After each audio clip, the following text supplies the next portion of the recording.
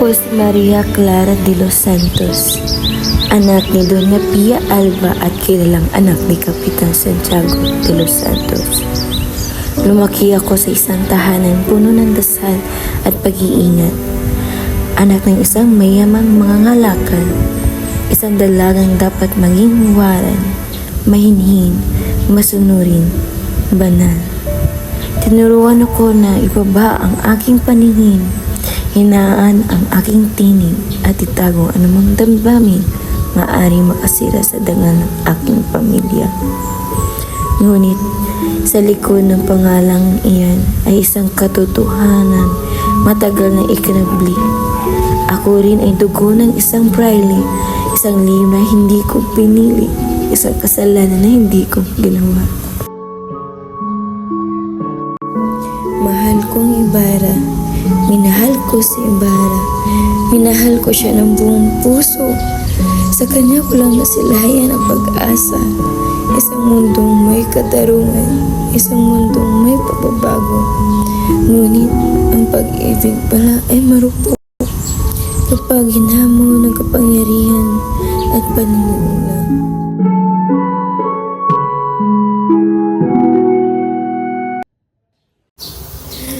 Namabunyag sa akin ang aking tunay na pagkatao para akong hinubahan ang lahat ng aking pagkakakilanlan. Sino ako?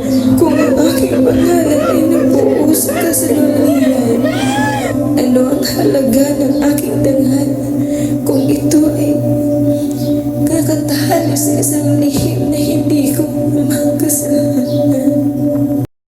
At nalaman ko rin na wala ang aking minamahal na si Ibarra.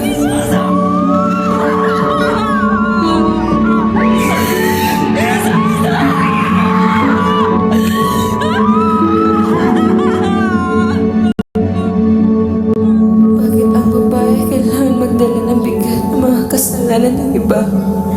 Bakit ang aming mga luha ay kailangan itago sa likod ng panyo at dasal?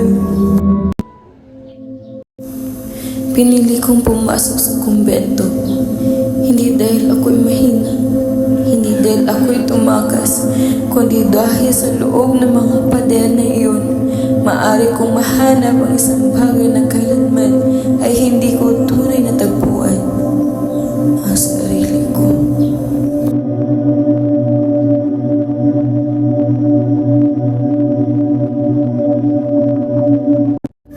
Sa mundong ginagalawan ko, ako'y simbolo. Simbolo ng kadilasayan, simbolo ng pagsunod.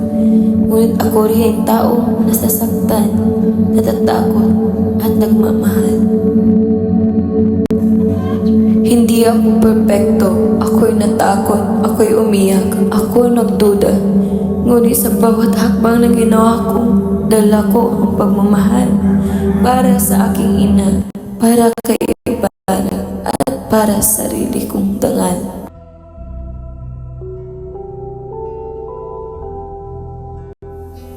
Ako si Maria Clara de los Santos Y. Alba, anak ng aking ina, anak ng aking ama, kilala man o hindi, bunga ng isang lihim, ngunit hindi isang kasalanan. At sa kabila ng aking katahimikan, ako ay may tinig.